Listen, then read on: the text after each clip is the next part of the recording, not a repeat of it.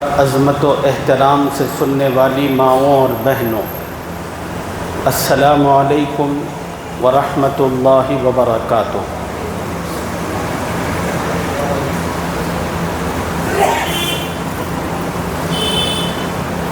اسلامی ہجری سال کا یہ دوسرا مہینہ صفر المظفر چل رہا ہے۔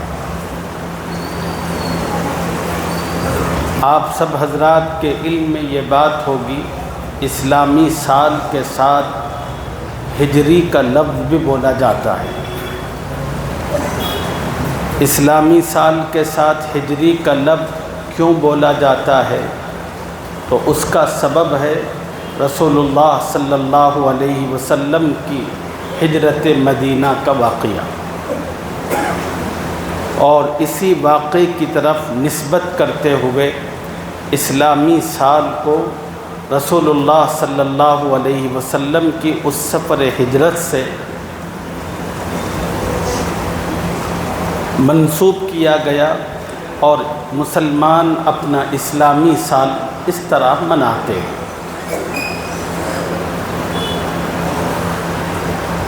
یہ ہجرت کا جو واقعہ ہے، تاریخ اسلام کے بڑے اہم ترین واقعات میں سے ایک واقعہ ہے، اور یہ وہ واقعہ ہے جس نے پوری اسلامی تاریخ کے رخ کو موڑ کر رکھ دیا۔ اس واقعے کا جاننا، سمجھنا اور اس واقعے سے جو سبق ملتے ہیں، اس سبق کو اپنی زندگی میں بٹھانا ہر مسلمان کے لیے بہت ضروری ہے۔ انشاءاللہ رسول اللہ صلی اللہ علیہ وسلم کے اسی واقعے کی مناسبت سے اس جمعہ میں بھی کچھ باتیں عرض کریں گے، اگلی جمعہ میں بھی انشاءاللہ اسی کی مناسبت سے کچھ باتیں عرض کریں گے۔ اتنی بات آپ سب مسلمانوں کے علم میں ہے، اللہ تعالیٰ نے پیارے رسول صلی اللہ علیہ وسلم کو نبوت و رسالت 40 برس کی عمر میں عطا فرمائی۔ 40 برس سے پہلے حضور صلی اللہ علیہ وسلم مکۃ المکرمہ میں بڑی محبوب شخصیت تھی۔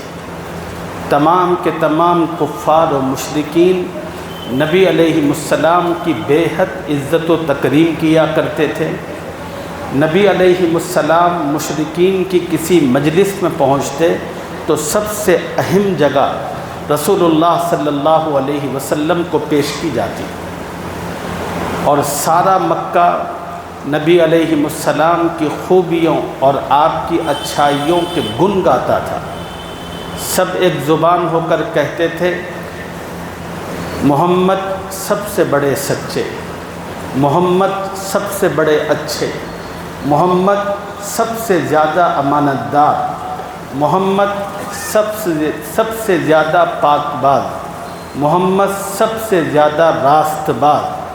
یہ وہ الفاظ تھے جو مکے کے ہر آدمی کی زبان پر تھے، کیا بوڑھا، کیا جوان، کیا مرد، کیا عورت، سب کی زبانوں پر نبی علیہ السلام کے چرچے۔ مکے کے لوگوں کو نبی علیہ السلام کی سچائی اور آپ کی پاک بازی اور راست بازی کا اتنا یقین اور اطمینان تھا کہ اپنی قیمتی چیزیں لا کر وہ حضور صلی اللہ علیہ وسلم کی خدمت میں رکھتے، اور مکے میں کبھی کوئی اہم معاملہ ہوتا تو لوگ اس مشورے میں بطور خاص حضور صلی اللہ علیہ وسلم کو شریک فرماتے، اور نبی علیہ السلام جو رائے دیتے اس رائے پر وہ لوگ عمل کرتے تھے۔ نبی علیہ السلام نے بہت سی پنچایتوں کے اندر ان کی پہنچ کر ایسے مسئلوں کے اندر فیصلہ فرمایا تھا جو مسئلے میں اگر نبی وہاں موجود نہ ہوتے تو قتل و قتال کی ایک لمبی تاریخ اور داستان بن سکتی تھی۔ یہ نبی علیہ السلام کا معاملہ 40 سال تک مکے میں تھا۔ 40 برس کی عمر ہوئی، اللہ نے اپنے محبوب کے سر پر نبوت کا تاج رکھا، رسالت کی ذمہ داری رکھی، اور نبی کو حکم دیا کہ اے نبی، آپ اٹھیے، لوگوں کو اللہ کی طرف بلائیے، جہنم سے ڈرائیے اور جنت کی خوشخبری سنائیے۔ حضور صلی اللہ علیہ وسلم اللہ کی جانب سے اس ذمہ داری کے ملنے کے بعد اٹھے اور مکے کے تمام لوگوں کو توحید کی دعوت دی۔ مکے کے تمام لوگ بت پرست تھے، ایک دو نہیں 360 بت تو خود حرم میں رکھے ہوئے تھے، اور مکے کے لوگ اتنے سارے بتوں کی پوجا کرتے تھے۔ جب حضور صلی اللہ علیہ وسلم نے ان کے سامنے اللہ کے حکم سے یہ تصور پیش کیا کہ مالک رب صرف ایک اکیلا اللہ ہے، تو مشرکین کو یہ بات سمجھ میں نہیں آئی۔ مشرکین نبی کی تمام محبتوں کو ہٹا کر بازو میں رکھا اور بس نبی کی اس دعوت پر وہ سب کے سب دشمن بن گئے، اتنے دشمن بنے کہ نبی کے خون کے پیاسے ہو گئے۔ اب ہر موقع پر نبی کی مخالفت کرنا، نبی کی راہ میں روڑے اٹکانا، ان کے لیے اذیتوں کا سبب بننا مکے کے لوگوں کا محبوب ترین مشغلہ بن چکا تھا۔ نبی علیہ السلام کو تبلیغ کی اور اللہ کا پرچار کرنے کی کھل کر اجازت نہیں تھی۔ نبی بازاروں میں جاتے تو لوگ شور مچاتے تھے، لوگوں سے کہتے کہ لوگوں نعوذ باللہ محمد صلی اللہ علیہ وسلم دیوانے ہیں، تم ان کی بات مت سنو، اور یہ جادوگر ہیں، ان کی زبان میں ایسی تاثیر ہے کہ ایک مرتبہ جب یہ کسی کو بات سناتے ہیں وہ بات اس کے دل میں اثر کرتی ہے، پھر اس کے گھر کے اندر پھوٹ پڑتی ہے، بیٹا باپ کے مقابلے میں کھڑا ہوتا ہے، بیوی شوہر علیحدہ ہوتے ہیں، اس لیے ان کی بات مت سنو۔ اور دوسری طرف مکے کے اندر جو لوگ جرأت اور ہمت کا مظاہرہ کر کے نبی علیہ السلام کا دین قبول کرتے اور کلمہ پڑھتے، تو مکے کے تمام لوگ مل کر اتنا مارتے، بہت سوں کو تو انہوں نے شہید ہی کر دیا، بہت سوں کو آگ کے انگاروں پر گھسیٹتے تھے، بہت سوں کو پتریلی زمین پر گھسیٹا کرتے تھے، اور کوڑے تھے کہ ایسی قوت سے برساتے تھے کہ اگر ہاتھی پر بھی مارے جائے تو ہاتھی بھی چرمرا جاتا۔ اور پھر ان کا مطالبہ ان تمام اذیتوں سے ایک ہی ہوتا، محمد صلی اللہ علیہ وسلم کا دین چھوڑ دو، ہم تمہیں رہائی دے دیں۔ اللہ تعالیٰ نے ایمان کی محبت جن لوگوں نے کلمہ پڑھا تھا ایسی داخل فرمائی کہ انہوں نے ہر قسم کی صعوبت برداشت کی، مگر اللہ اور اس کے رسول کی محبت میں کسی طرح کا کمپرومائز نہیں کیا اور اپنی جان تک گنوا دی۔ مسلمانوں کو مکے کے اندر اذان دینے کی اجازت نہیں تھی، مسلمانوں کو نماز پڑھنے کی اجازت نہیں تھی، حتیٰ کہ خود حضور صلی اللہ علیہ وسلم کبھی حرم میں آ کر نماز کی نیت باندھ کر کھڑے ہوتے تو تمام کے تمام مشرک چلے آتے، اور نبی علیہ السلام جب قیام کی حالت میں ہوتے تو چادر ڈال کر آپ کے گلے میں اس طرف سے ایک آدمی اس طرف سے ایک آدمی کھینچتا، اتنا زور سے کھینچتا کہ نبی علیہ السلام کی سانس اکھڑنے لگتی تھی۔ کسی ایمان والے کو پتہ چلتا، وہاں سے گزر ہوتا، تو وہ ایمان والا اپنی جان نبی پر نچھاور کرتے ہوئے گھستا اور ان دشمنوں سے الجھ پڑتا، تو وہ دشمن نبی کو چھوڑ کر اس کو مارنے لگتے تھے۔ مکے کے اندر نہ نماز تھی، نہ دین کے کوئی اور فرائض ادا کیے جا سکتے تھے، ہر اس چیز تنگ اور مشکل بنا دی گئی تھی۔ اللہ تعالیٰ نے حضور اکرم صلی اللہ علیہ وسلم اور مسلمانوں کے لیے اس صورتحال میں قرآن مجید کے اندر ایک حکم نازل فرمایا جس کو ہجرت کہتے ہیں۔ ہجرت کا معنی کیا ہے؟ ہجرت کا معنی ہے وطن چھوڑنا۔ اور شریعت کی اصطلاح میں ہجرت کہتے ہیں اللہ اور اس کے رسول کی محبت میں دین پر کو بچانے اور دین پر عمل کرنے کی خاطر ایسی سرزمین کو جہاں پر رہ کر انسان سکون سے عبادت اور بندگی بجا نہیں لا سکتا، اس زمین کو چھوڑ کر ایک ایسی زمین کی طرف اپنے آپ کو شفٹ کرنا جہاں پر تنہائی میں سکون اور اطمینان کے ساتھ اللہ کی عبادت و بندگی بجائی لا جا سکے۔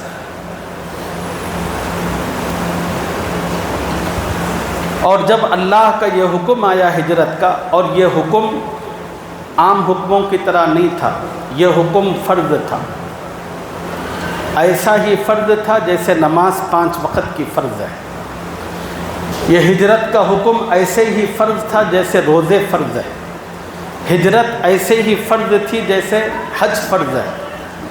اللہ تعالیٰ نے بتایا کہ جتنے مسلمان ہیں تمام مسلمانوں کو اللہ اس بات کا حکم دیتے ہیں کہ وہ اپنی آپ کو لے کر اپنا مال و اسباب، اپنے رشتہ دار، اپنے متعلقین تمام کو چھوڑ کر مدینہ المنورہ کی طرف نکل کھڑے۔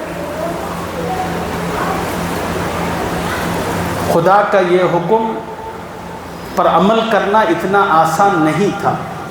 خدا کی رحمت ہو اور اللہ جزائے خیر دے حضرات صحابہ کرام کو، پوری امت کی طرف سے انہوں نے جب ایمان قبول کیا تو اللہ اور اس کے رسول کے احکامات اور خدا اور رسول سے والہانہ محبت اور تعلق کی ایسی مثالیں اور انمٹ نقوش چھوڑے کہ ہم لوگ اس کو دیکھ کر اپنی زندگیوں کو درست کر سکتے ہیں۔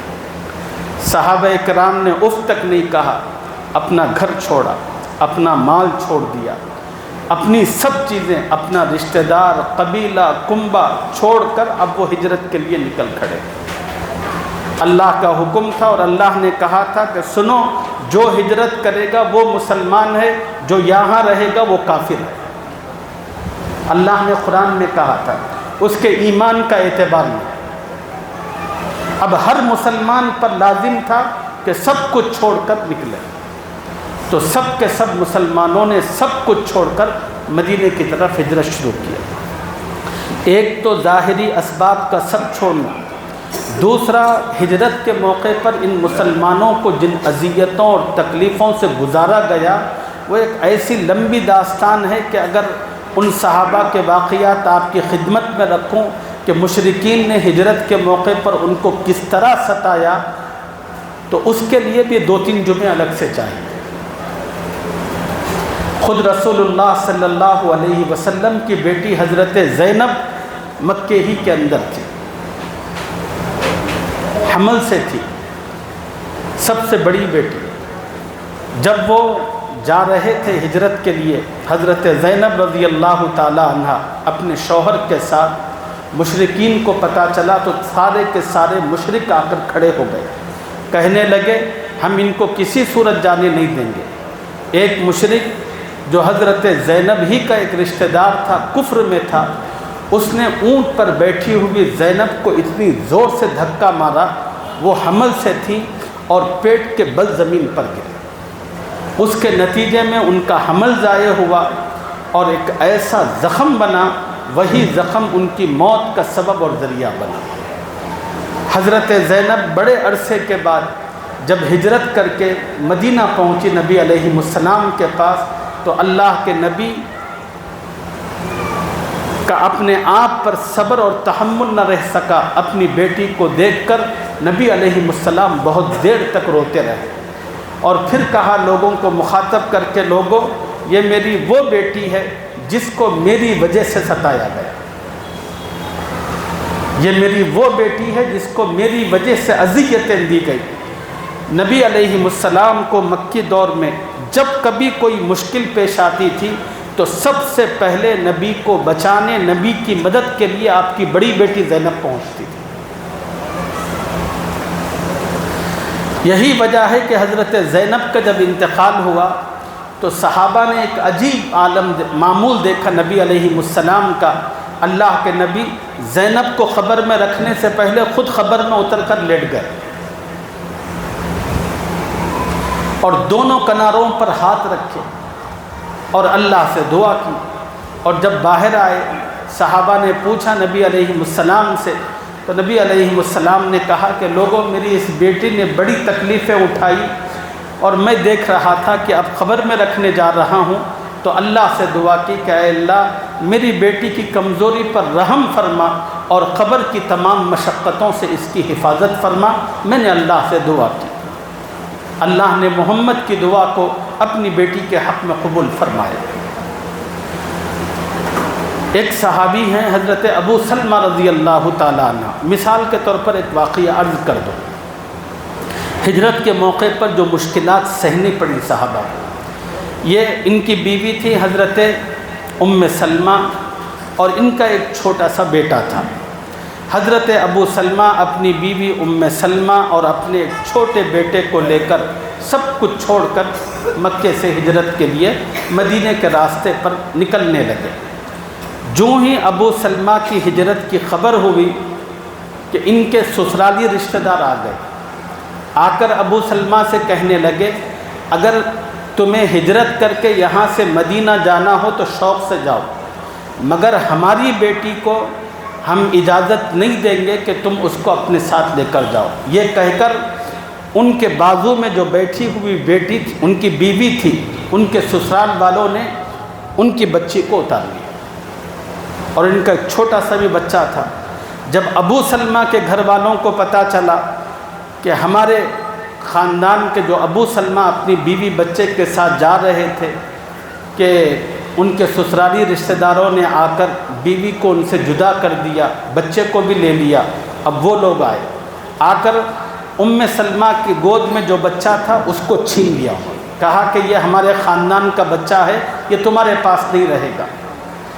شوہر الگ، بیوی الگ، بچہ الگ. اسی بے بسی اور بے کسی کے عالم میں حضرت ابو سلمہ نے ہجرت فرمائی.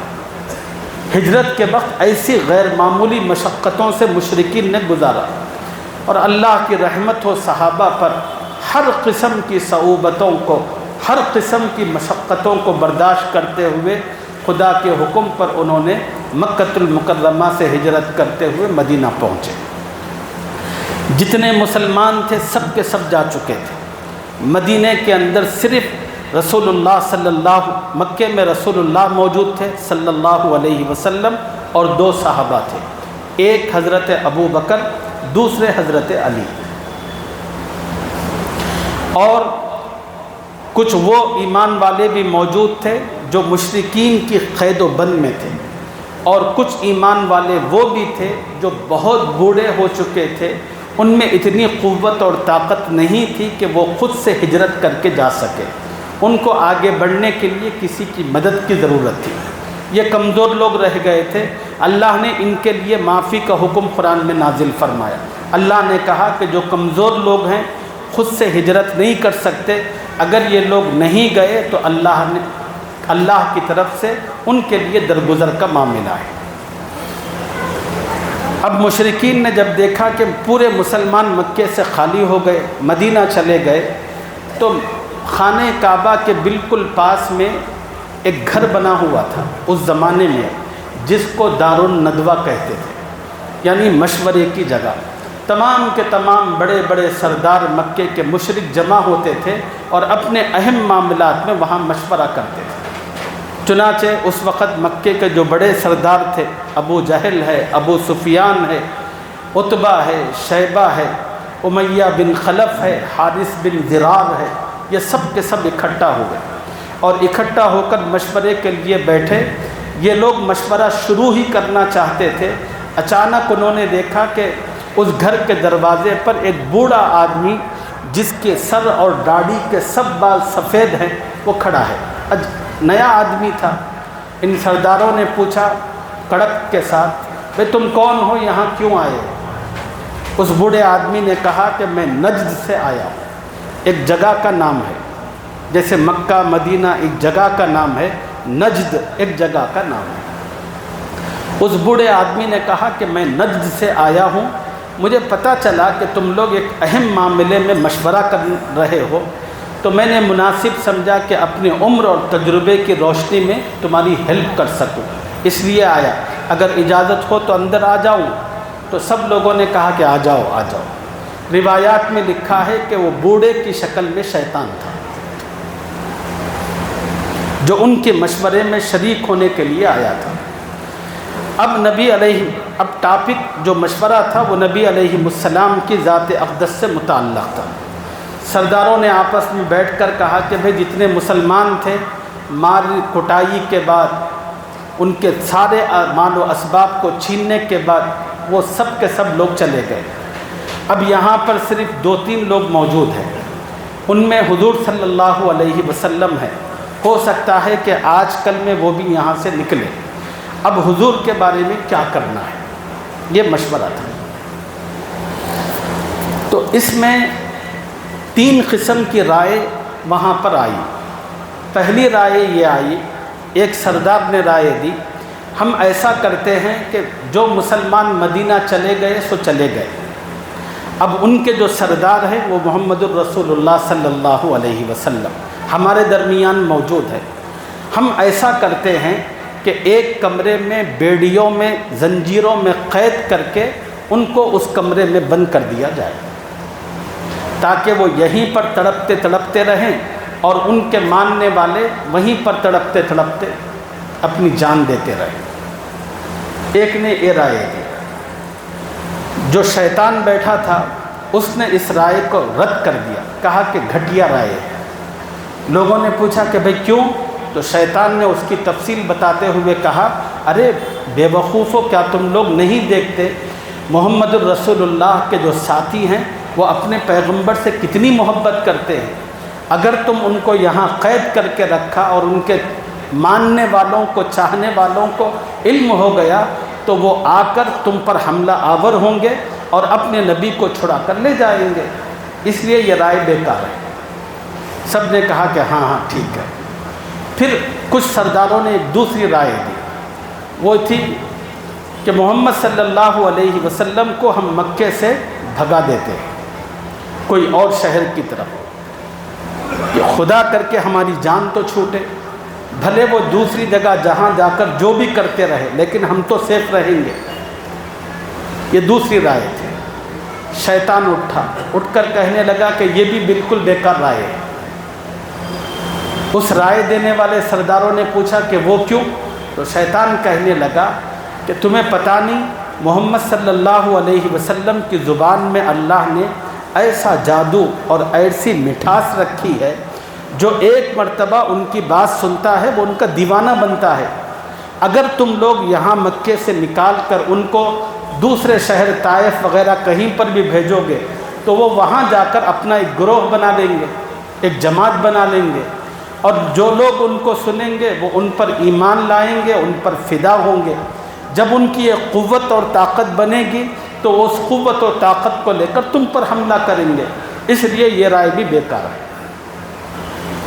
مکے کا جو سب سے بڑا سردار تھا ابو جہل، جس کو نبی علیہ السلام نے فرمایا کہ یہ میری امت کا فرعون ہے، ابو جہل کے بارے میں فرمایا یہ میری امت کا فرعون ہے، اس نے رائے دی۔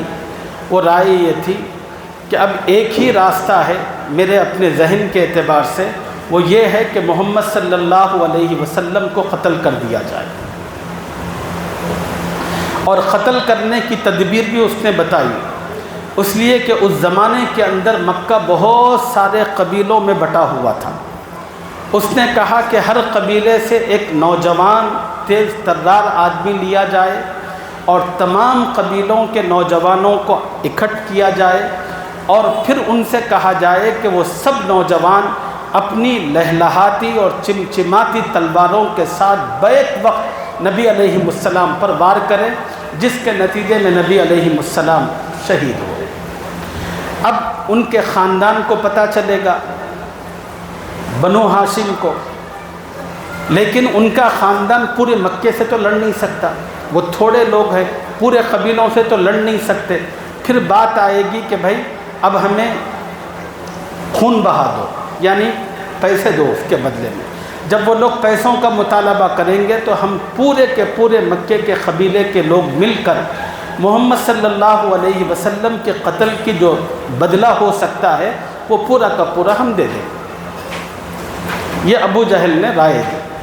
ابو جہل کی یہ رائے سنی، شیطان اٹھ کر تالی مارنے لگا، تالی مار کر کہنے لگا اس سے بہتر کوئی رائے نہیں ہو سکتی، یہی سب سے بہترین رائے ہے، محمد صلی اللہ علیہ وسلم کو قتل کر دیا جائے۔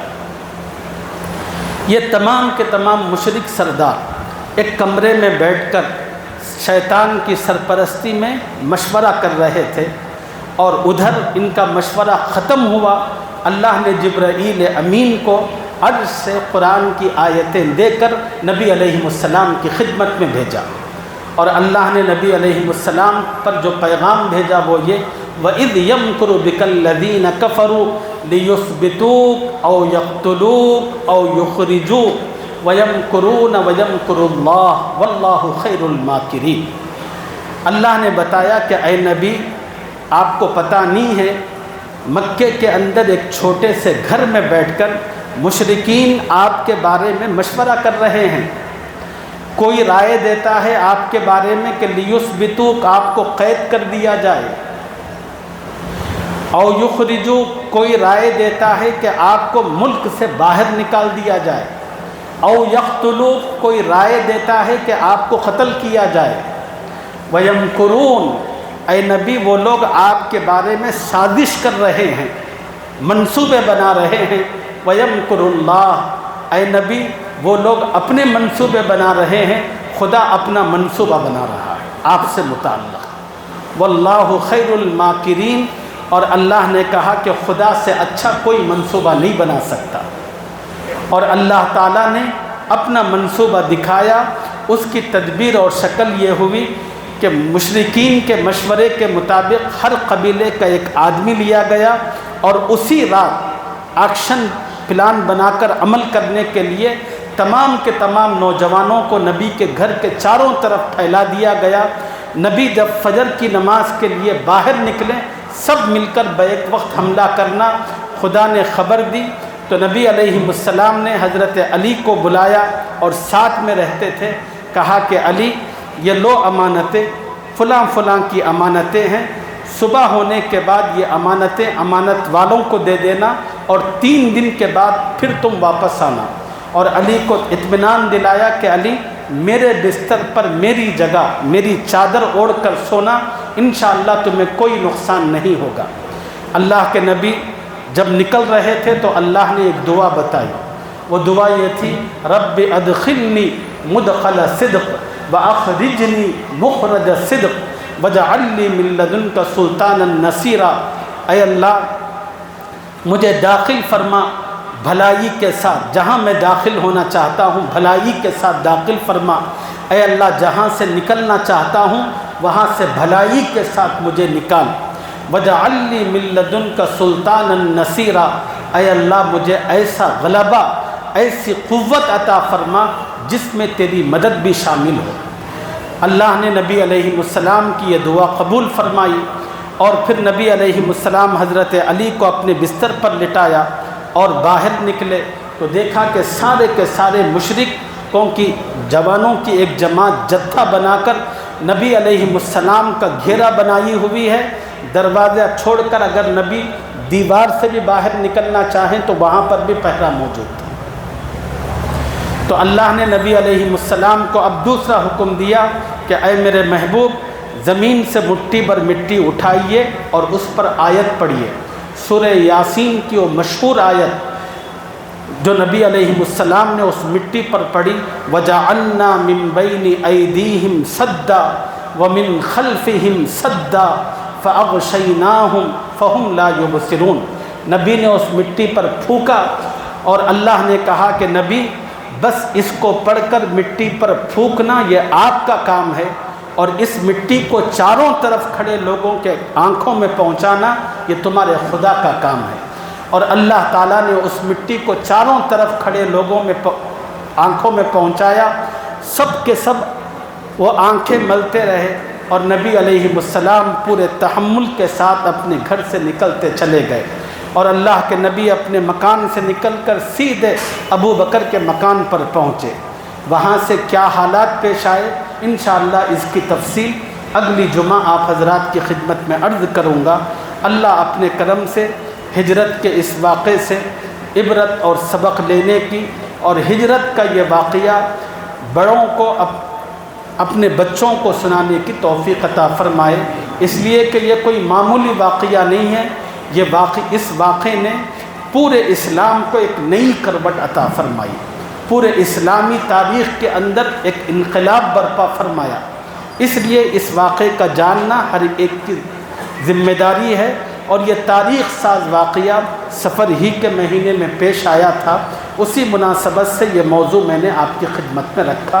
اللہ اپنے کرم سے نبی کی اور خدا کی اور صحابہ کی عظمت و محبت ہمارے دلوں میں زیادہ سے زیادہ فرمائے، اور انہوں نے اللہ اور اس کے رسول کی محبت اور اس کی اطاعت و فرما برداری کے جو نقوش قائم کیے، اللہ اس نقش پاک کو دیکھتے ہوئے ہمیں بھی اپنی زندگی صحیح کرنے کی توفیق عطا فرمائے۔ آمین۔ وآخر دعوانا ان الحمد للہ رب العالمین۔